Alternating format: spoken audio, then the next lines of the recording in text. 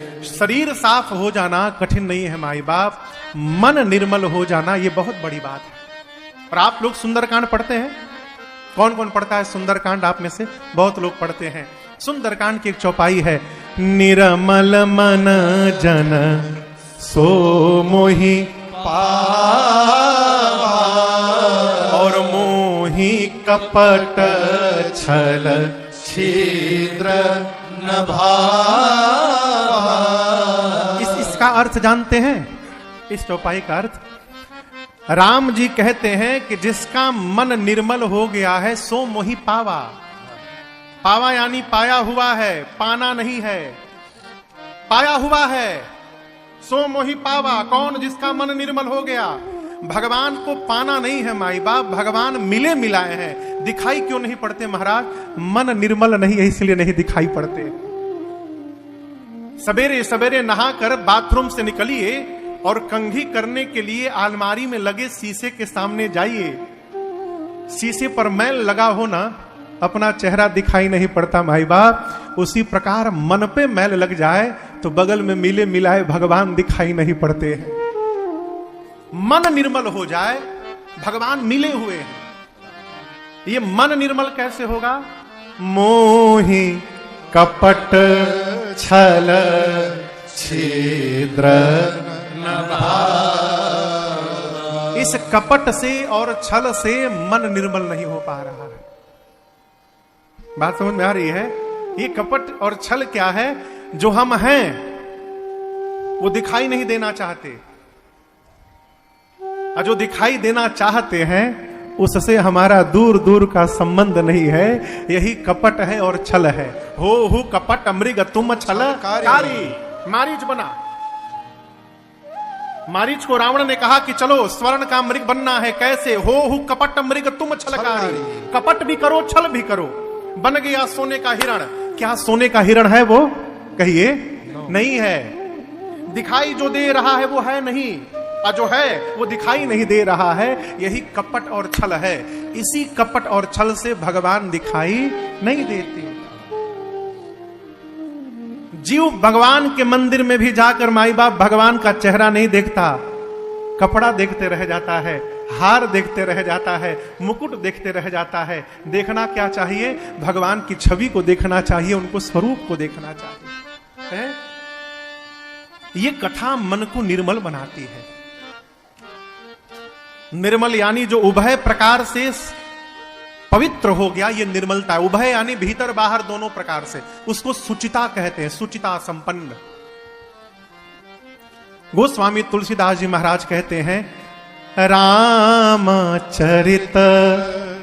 मानस एहि नामा। आगे सुनिए, सुनत श्रवण पाय विश्राम। इस चरित्र को श्रवण करने मात्र से मन को विश्राम की प्राप्ति हो जाएगी। किसकी प्राप्ति हो जाएगी? कहिए विश्राम। विश्राम समझते हैं महाराज? हम तो रोज दोपहर में भोजन के बाद 1 घंटा विश्राम करते हैं। वो विश्राम नहीं है, वो आराम है। वो विश्राम नहीं है। अमृत के लिए देवताओं ने समुद्र का मंथन किया। देवता और दानव मिलके समुद्र मंथन किए। किसके लिए? देखिए आप लोग भी कहते रहिए, इसको अनुमोदन कहते हैं। मानस में लिखा है, कहाहे सुनहि अनुमोदन कर। जो कहे अथवा सुने अथवा बीच में हुंकारी पारे। हुंकारी समझते हैं? हमारे गांव कलकत्ता में एक चाची थी घर के पीछे, रमा चाची। तो मैं छोटा था तो वो हमको कहानी सुनाती थी। तो कहती थी, बाबू कहानी के बीच में हूं बोलना पड़ेगा। अच्छा इसको हुंकारी कहते, अनुमोदन।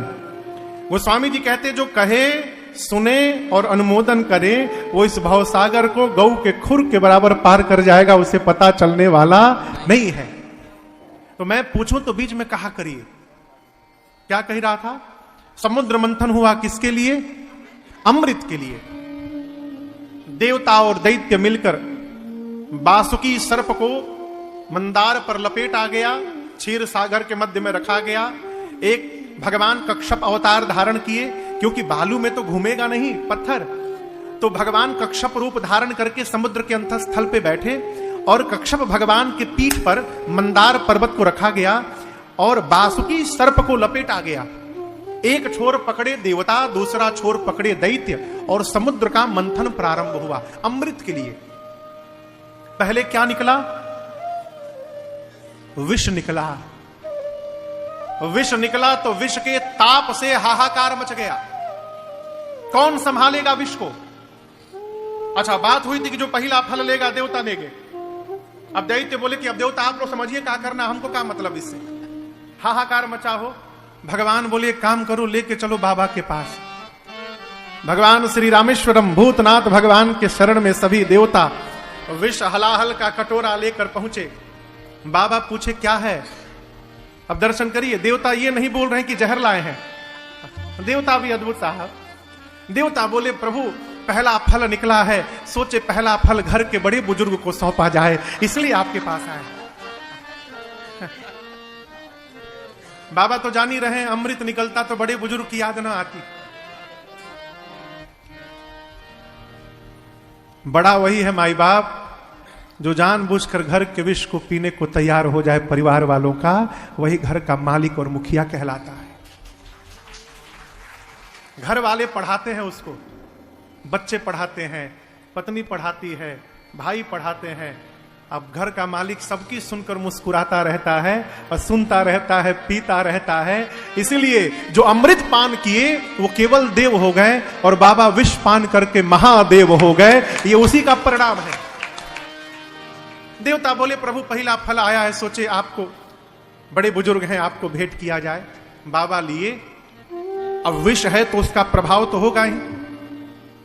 तो बाबा ने पहले क्या किया, गले में नीचे राम नाम का एक संपुट लगाया। गले में यहां पर जहां से नीचे प्रवेश होता है, राम नाम का एक ढक्कन लगाया, संपुट। राम को यहां लगाकर अब पूरा विष पी लिया। राम के ऊपर विष आ गया और फिर राम नाम के ढक्कन से बंद कर दिया। नीचे राम, ऊपर राम, अब बीच में हलाहल विष। वो विष यहीं पे रह गया, इसलिए बाबा का गला नीला हो गया और एक नाम हुआ नीलकंठ भगवान, उसी विष के कारण। कई मूर्ख लोग कहते हैं कि क्यों दूध का अभिषेक किया जाता है बाबा को। उस विष के ताप को कम करने के लिए। दूध विष को काटता है, इसलिए बाबा पर दूध का अभिषेक किया जाता है, जल का अभिषेक किया जाता है। वो विष से जो ताप है उससे कम हो बाबा को। उसके बाद मंथन हुआ, बाकी 13 रत्न निकले, अमृत भी निकला। लूट मची देवताओं में और दानवों में, कौन अमृत लेगा। लेके भगे, उसी का जहां जहां बूंद गिरा 4 स्थान पर, वहां आज भी कुंभ का मेला लगता है। फिर भगवान ने मोहिनी रूप धारण किया और देवताओं को पान कराया अमृत। इस पूरी लीला के बाद एक दिन देवताओं को बाबा की याद आई कि हम लोगों ने तो बाबा को विष पिला दिया, हालचाल पूछा जाए क्या स्थिति है। तो देवता लोग पहुंचे बाबा के पास, जाकर पूछे और कैसे बाबा? आनंद में। देवताओं ने कहा प्रभु हम लोगों ने आपको विष पिला दिया था और उसके बाद भी आप आनंद में हैं। बाबा बोले विष पिलाए तो और आनंद बढ़ गया। कैसे? मैं पहले से राम को लेकर के बैठा था, आप लोगों ने विष दे दिया, विष को मैंने पान किया, विष और राम दोनों मिल गए तो शंकर को विश्राम की प्राप्ति करा दिए। इससे आनंद हो गया जीवन। जीवन का वास्तविक विश्राम क्या है माई बाप? समझिएगा, किसी भी व्यक्ति की